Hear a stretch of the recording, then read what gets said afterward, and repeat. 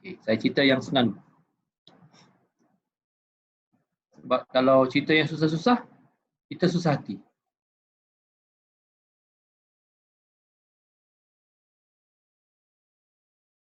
Share multi-regression.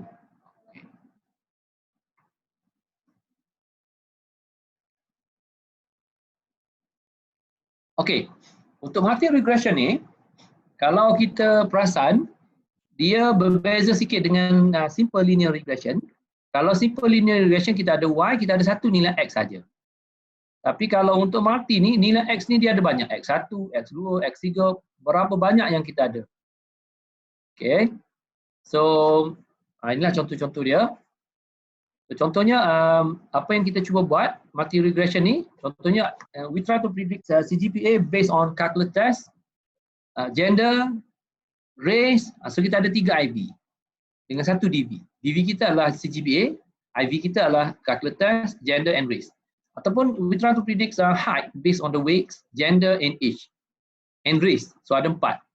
So jadi cara dia selalunya dalam research banyak kita guna pakai benda ni. Syarat dia data DV dengan IV, kalau simple linear regression, DV dengan IV kedua-dua dia nak dalam bentuk scale. Tetapi untuk multi, kita juga boleh guna data yang categorical.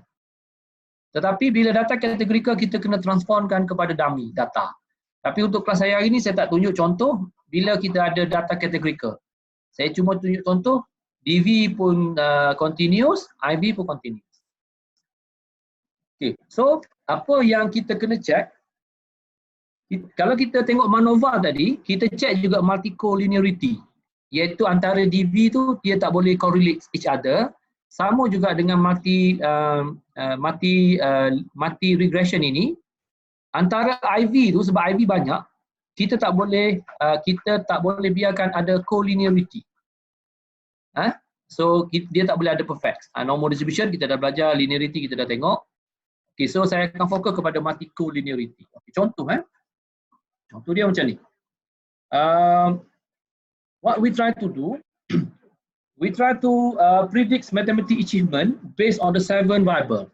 So, apa yang kita cuba buat? How else can we predict mathematical achievement from the combination of the 7 variable? Motivation, competence, pleasure, grade in high school, further education, mother education, and gender. So what we have to do? We have to make sure that these 7 IV, they cannot be correlate each other. So cara dia, first kita kena check collinearity dulu. So cara untuk check correlation antara DV senang aja. Kita pergi dekat analyze, kita pergi pada correlate, kita pergi dekat bivariate. Bila kita klik bivariate, dia akan keluar semua kita akan keluar pop-up box. Jadi kita kena masukkan semua IV kita tadi, ada 7 IV tadi. Mother education, gender, motivation, competence, pleasure, kita masuk semua kat situ. Masuk kat situ, kita klik OK. Kita klik option, kita kena exclude case list wise. Okay, kita klik OK dan kita akan dapat table macam ni. So daripada table sini, saya pasangkan table ni, kita kena check antara correlation ini mana nilai yang lebih besar daripada 0.5. Ini buku, saya refer pada buku statistik. Ada satu statistik dia punya correlate dia guna 0.5. Kebanyakan buku guna 0.9. Tapi dia ni very tight dia tengok correlate. So daripada sini kita dapati ada 2 kotak yang nilai up iaitu 0.6 dengan 0.5.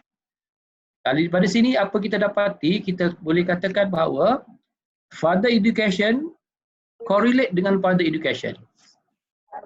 Motivation skill ada correlate dengan competence skill. Jadi ini ada 4 variable ni dia high correlates among predict.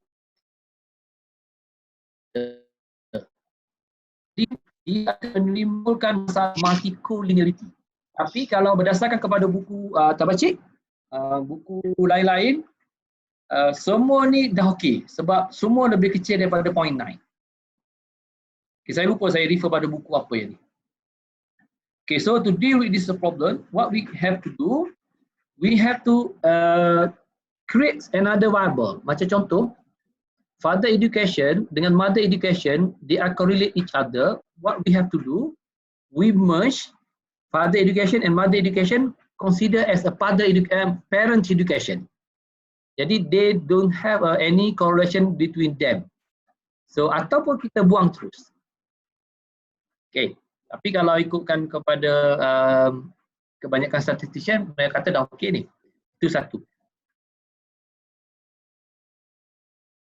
So itu saja yang kita bila check correlation. Okay.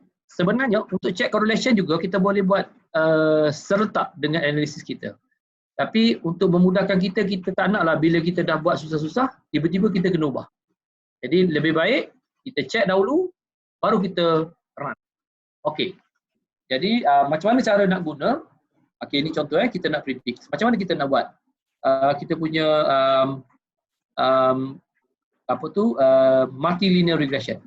So ini data-data yang kita ada. Mula-mula kita klik dekat analyze. Ini step dia. Ini step dia.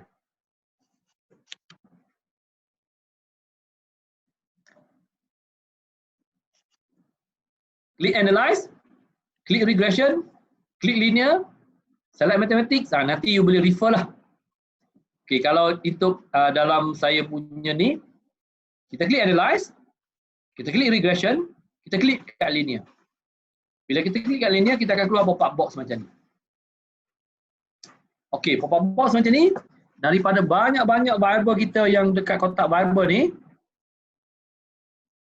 dalam banyak-banyak kotak variable ni, kita masukkan apa kita punya DB kita. Apa kita punya IV kita. So kita ada 7 IV tadi, masuk semua kat IV. Okay, bila masuk kat situ,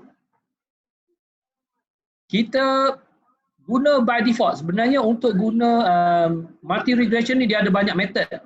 Ada enter method, stepwise method, macam-macam method. Tapi kita guna yang default je. Yang default tu dia enter. Kita klik continue. Okay, sebelum kita klik continue ataupun sebelum kita klik OK, kita kena klik dekat statistik. Kita klik dekat statistik, kita kena tick dekat yang saya tick, estimate, model fit,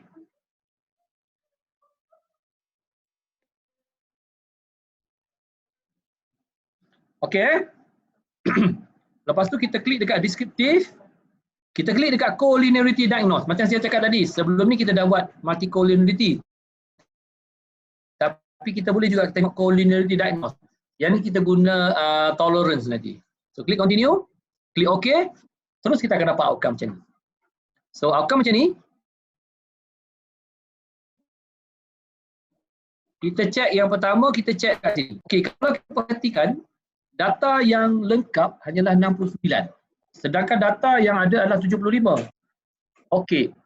Kenapa kita dapat 69 saja data? Sebab daripada 75 ni ada 6 missing data. Tapi 6 tu sikit je lah, tak ada masalah. Tapi kalau data kita missing banyak, lebih daripada 50% daripada data kita, kita ada masalah nanti bila analisis. So, sepatutnya apa yang kita perlu buat ialah kita kena handle dulu missing data tu. Kita siap, kita check kat sini, itu yang pertama. Yang kedua ialah kita check dekat correlation. Correlation ini kita nak tengok. Kita cuma, kalau kita tengok kat sini dia ada banyak correlation.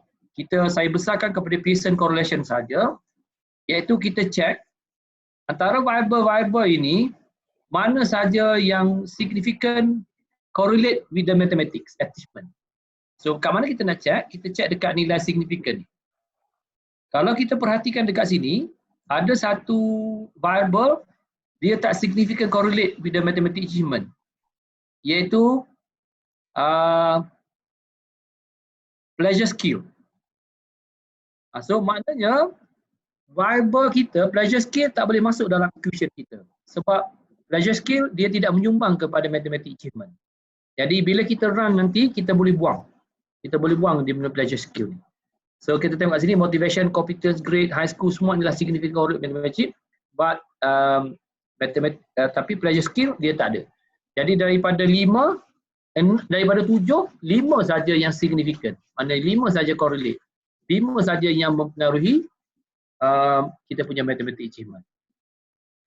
Okey, dan in term of collinearity macam tadi lah, bila kita check, so dia ada 0.6, tapi kalau kita guna 0.9, maknanya kita dah selamat. Okay, jadi this is high correlates. This indicate that maybe we have a problem in term of multicollinearity.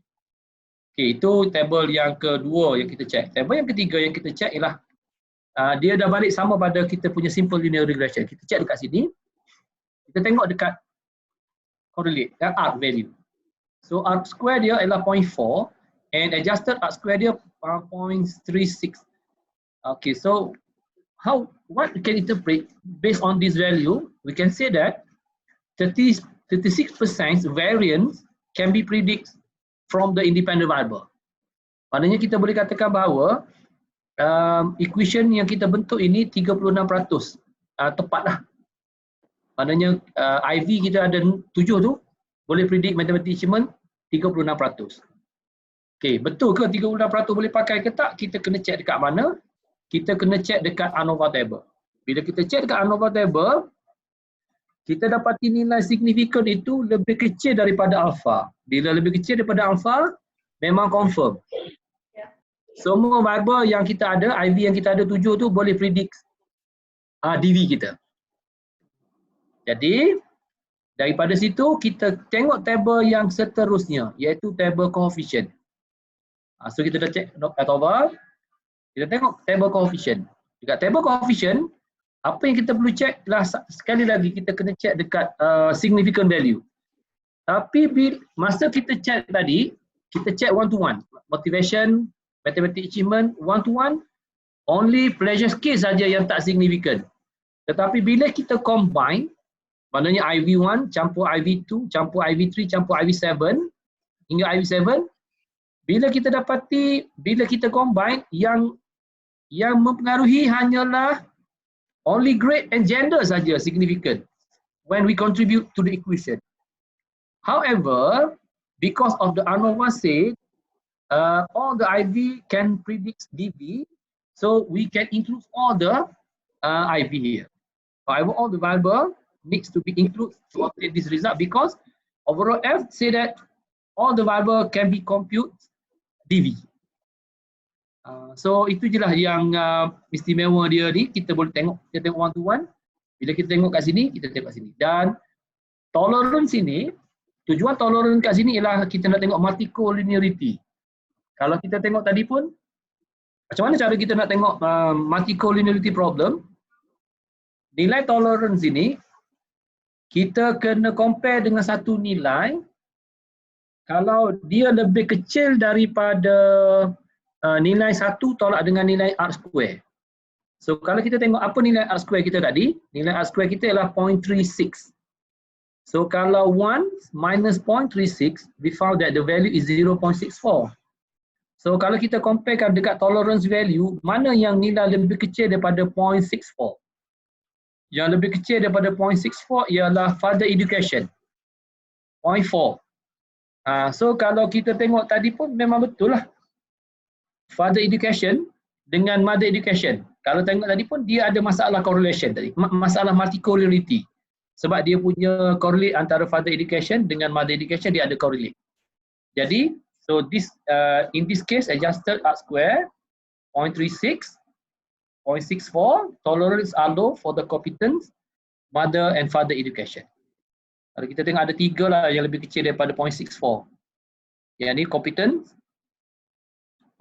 father education dengan mother education.